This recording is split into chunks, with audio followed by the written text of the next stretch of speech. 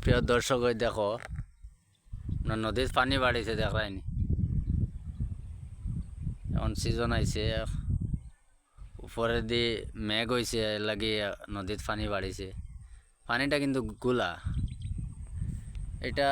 এটা দয়ঙ্গর পানি হইব ওলা লাগে গুলা দেখিয়া মাছ আসুন মাছ আজকে আমরা মাছ মারমু আমরা জাকি জাল লইয়া আইমু মাছ মারমু এই দেখো আমরা নদী